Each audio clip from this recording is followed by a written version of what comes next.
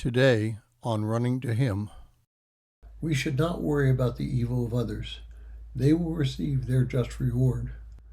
Today's reading is Proverbs chapter 24, verses 19 to 20, and we will concentrate on verses 19 and 20. Proverbs 24, 19 through 20 says, "Do not fret because of evildoers, or be envious of the wicked, for there will be no future for the evil man. The lamp of the wicked will be put out." We as humans have two great failings when it comes to our sense of justice.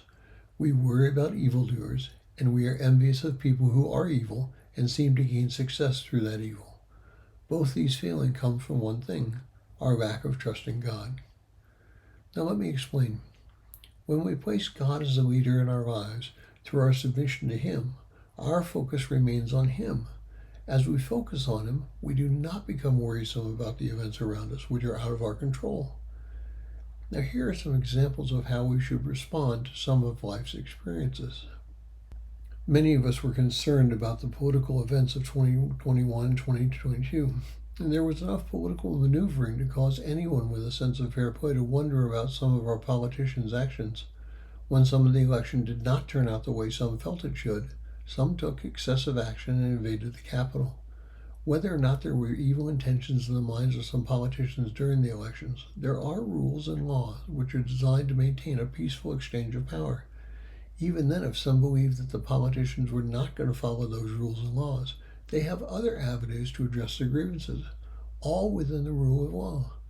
Even if those avenues collapse, we as Christians have another avenue available to us to discuss our displeasure. We can go to God.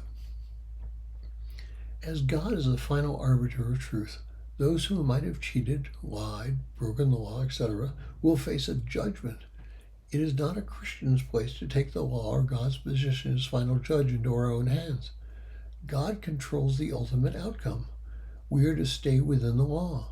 Christ provided an example of this in the story of the fish with the coin in his mouth. Now that story appears in Matthew chapter 17, verses 24 through 27. Which states, "And when they came to Capernaum, those who collected the 2 drachma tax came to Peter and said, 'Does your teacher not pay the 2 drachma tax?' And he said, 'Yes.' And when they came into the house, Jesus spoke to him first, saying, 'What do you think, Simon? From whom do the kings of the earth collect customs or poll tax? From their sons or from strangers?' And when Peter said, 'From strangers,' Jesus said to him, 'Then the sons are exempt.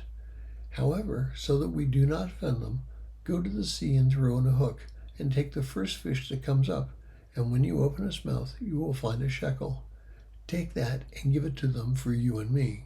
We as Christians have 2 commands.